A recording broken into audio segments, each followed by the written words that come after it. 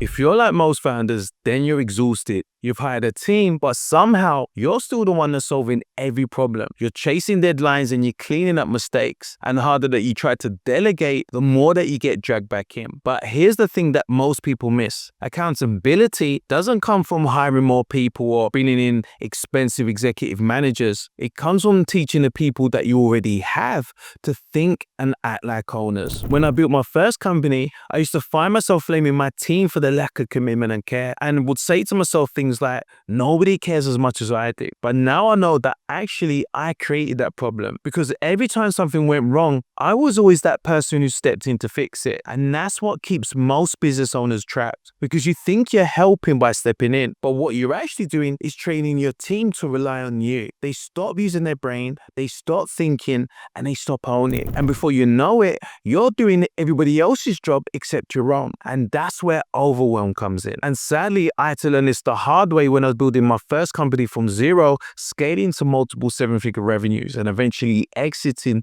for a multi-million-pound sum. Prior to this, I always thought I had a people problem, but in reality, what I was actually dealing with was a leadership problem. So in this video, I'm going to show you exactly how to flip that dynamic and walk you through the 7 accountability levers that I personally use to build a culture where my team took responsibility, they made decisions, and they drove the business forward without me constantly having to step in. So let's get into it. So freedom as a founder doesn't come from working harder or hiring faster.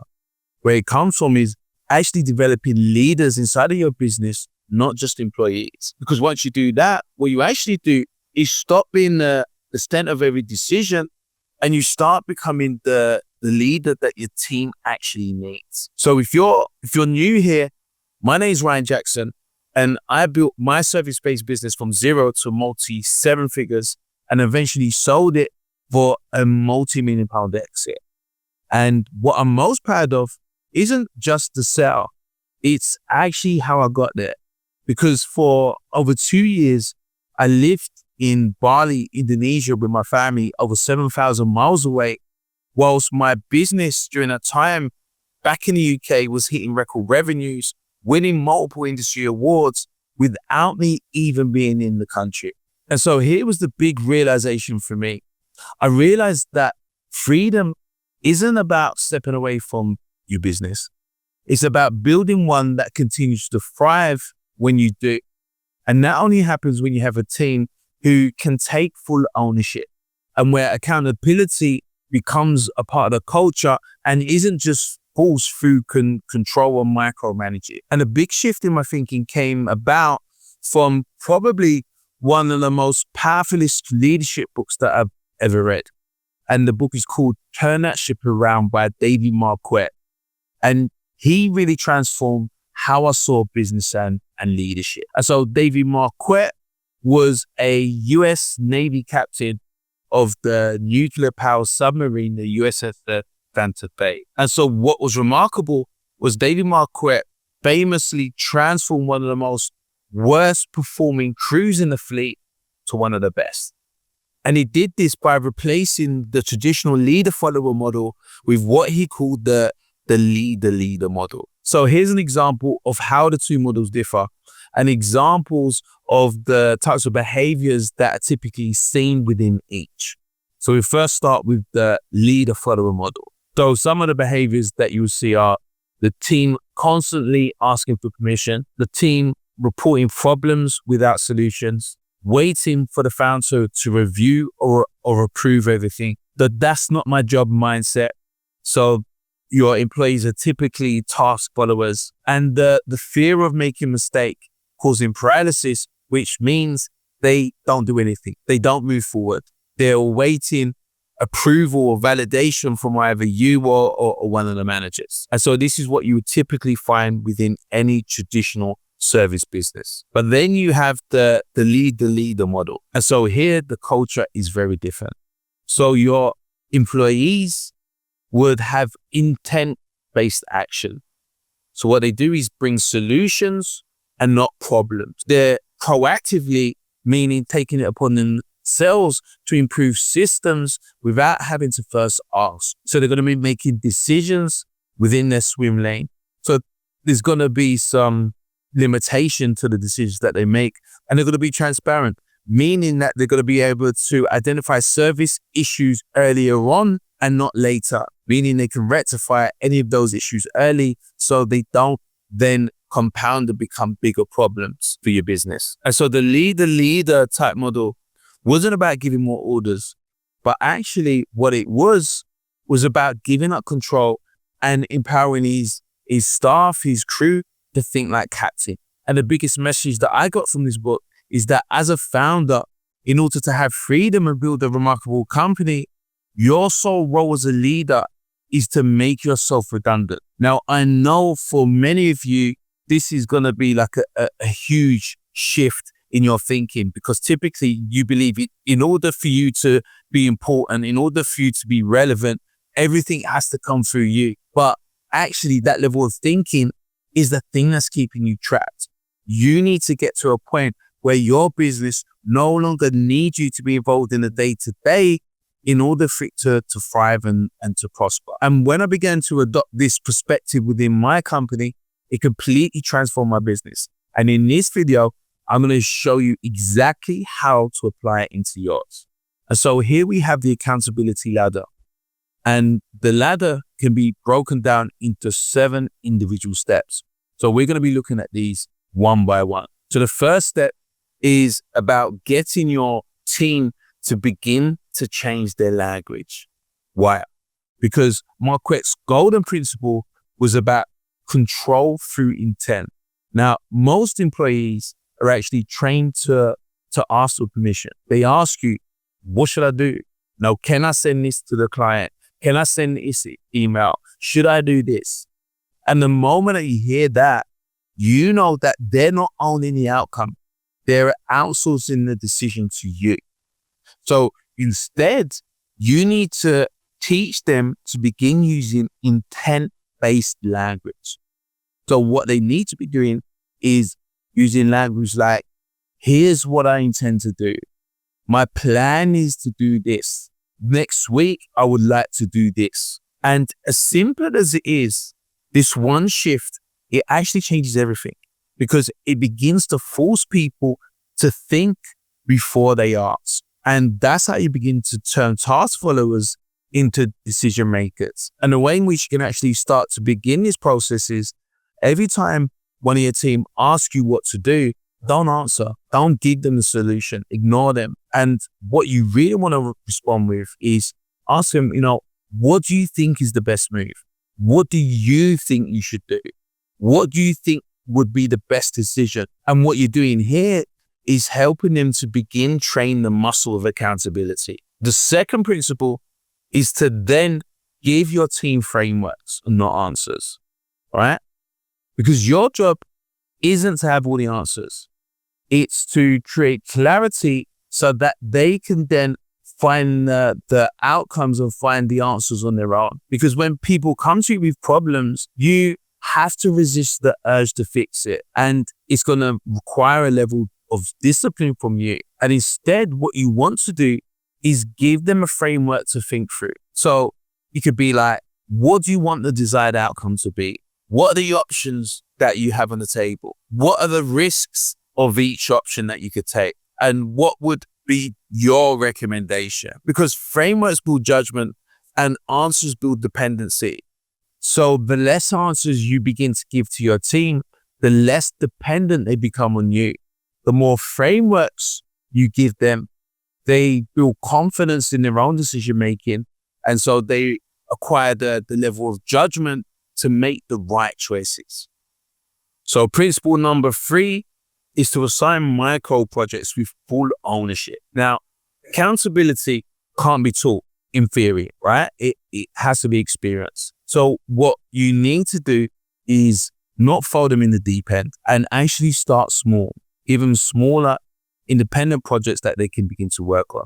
There are things that are a low risk, and let them know that they own this project from end to end. And so you're there to support, or if they need clarity, but ultimately the decisions are theirs. So what this does is give them a sandbox for leadership. So it's safe enough to fail, but real enough to matter. Now you have to apply a level of discernment on what projects to give them. But the whole principle of this is that you start small. So something where there isn't high stakes. There isn't going to be huge consequence if they mess up or if they make mistakes. Now, some examples of this could be, them be responsible for managing client onboarding this month. They might have to track issues, solve them, and then present the learning outcomes. And then what you could actually do afterwards is do a short post-mortem together on, what worked, what didn't, what could you do differently next time? I say this time and time again, there's winning and learning, there's never losing.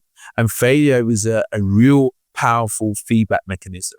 Yeah, so what you want to do is provide a safe space for them to trip up, for them to make mistakes, and there not be punishment or judgment or consequence for them doing so. And I know it sounds counterintuitive, but you have to give them the space to mess up.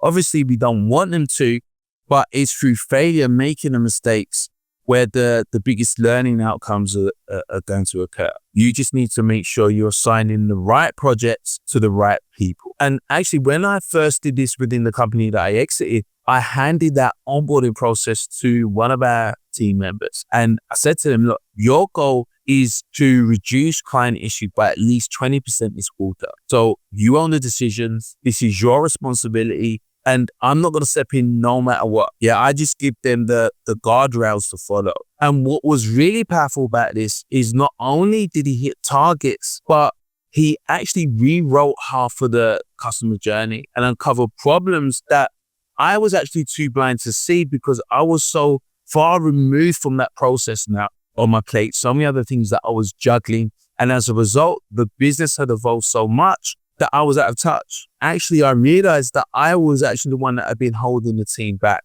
And actually, when you're going through this journey of encouraging your team to take accountability, you realize more often than not how many times that you are the actual bottleneck that's stopping the business from progressing and moving to the next level. So this is why this process is so important. Okay, so principle number 4, and this aligns to what we previously touched upon in the third principle, is letting them fail safely and learn. Because in the book, Turn the Ship Around, Marquette said that if you want your crew to think, then you have to let them fail small.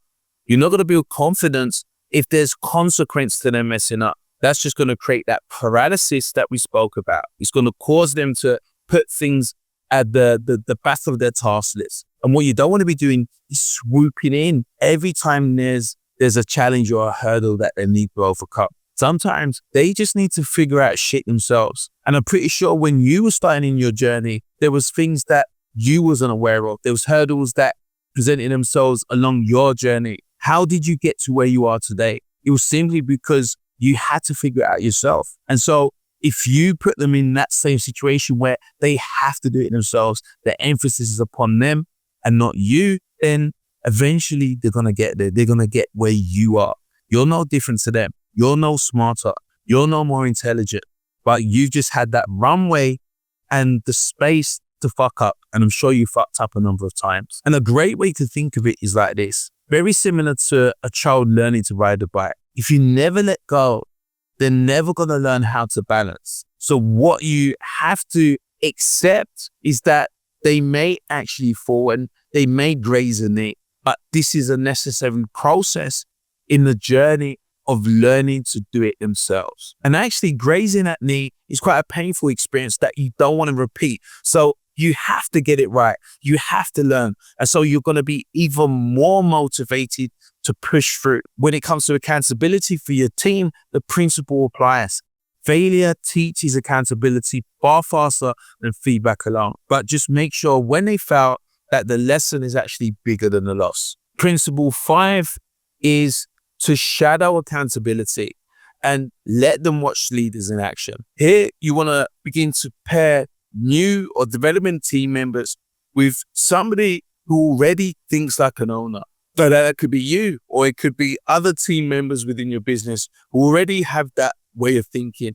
And what happens here is that they then begin to adopt the behaviors and the working practices of these individuals. And big organizations already do this. McDonald's, whenever they have a new employee coming in, they had the buddy system where they teamed up with the employees who are effectively the culture ambassadors of McDonald's. So these individuals behave, act, and speak in the right way. And by doing this, new individuals coming in begin to model their behavior. You begin to set a standard for how things are done around here. So what you should be doing is let these individuals shadow meetings, get them involved or observing decision-making processes and perhaps problem-solving sessions. So in management meetings, when you're discussing key points, allow them to observe, allow them to see, and they will start to understand how and the different frameworks that we use to get to the end outcomes that we want. Now, here's another thing that a lot of people overlook is to then debrief. Ask the questions. What did you notice? What would or could we have done differently? Because this is how you begin to transfer culture through observations and not lectures. It's not, you need to do things like this. They're seeing it firsthand. Is that experiential learning by observing the sort of behaviors that you want adopted throughout your business. Principle number 6 is to recognize ownership and not just outcomes. Because if you only celebrate results, what will naturally happen is people are always going to begin to hide the mistakes they made. They never want to be seen in a bad light. So what you want to start doing is begin to celebrate ownership. And what will naturally happen is that your team will start to take initiative. So as a founder, you need to begin publicly recognizing when somebody steps up. Even if the result isn't perfect, you want to start awarding the sort of behaviors you want to see within your business. So if your culture is purely focused on sales and that's the only thing that you reward and high revenues and people hitting their KPI targets, then naturally this is where everybody's time and attention and focus is going to be. But if you then shift away from that and start recognizing and celebrating when people take ownership, then people are naturally going to be inclined to start shifting their behaviors towards that, taking ownership, taking accountability, because they know that's where the praise comes from.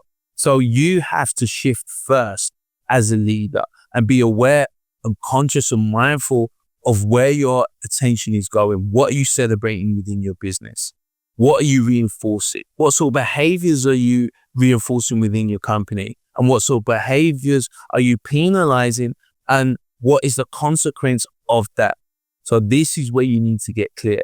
Quick example of that, you could say to someone, I love how you made that call without waiting for me. That's exactly the sort of leadership we need around here. So simple, takes a couple of seconds, but it can be so powerful in transforming how your employees behave within your business. And lastly, the 7th step on the accountability ladder is model it yourself, because you can't teach accountability without first showing it. You have to be transparent. You have to begin to own your mistakes publicly, not trying to hide them so you remain the big I am. So you create the illusion that you're the most smartest and you're perfect and you never drop the ball, because that's not how it is. Everybody makes mistakes. So the more transparent you are and the more publicly you own your mistakes, this is going to have a positive effect on the rest of your team. So it could be things like you just being open in a management meeting saying, look, guys, I've got this wrong here, but this is what I learned. And just encouraging that sort of behavior within your team. But to encourage it, you have to embody it. You have to be it. And so that's you as a leader leveling up, having that transparency and knowing that the more transparent you are, the more that you're going to build that connect within your team, and showing that you too make the mistakes, but this is how you deal with it, and sharing the learning outcomes is going to encourage your employees to do the same. So if you want your team to take responsibility as a business leader, you have to show them what it looks like when you do. This is where the real transformation happened within my business. Because when I stopped trying to control everything, my team didn't fall apart. They simply stepped up. And that's what true accountability looks like. When you don't have to push people anymore because they're actually driving themselves. And this is exactly what I help founders do inside the Rapid Exit system. Now, to build a self-managing business that scales and runs without you. So if you're tired of being the person everyone leans on for every decision, then this is where you change that. Because freedom doesn't come from working more. It comes from leading differently. So you have to level up as a business leader. So this was the exact process that I used to scale my service business live 7,000 miles away in Bali, whilst it thrived in the UK and hit record revenues, won industry awards, and disrupted an outdated industry with probably the youngest management team. So if you want to install this level of accountability and ownership inside of your team, I'll show you how. Click the link below, watch the training, and let's begin to turn your business into a company that runs without you. So see you inside, guys. And if you haven't already, like and subscribe, hit the notification bell to stay up to date with the latest weekly video releases.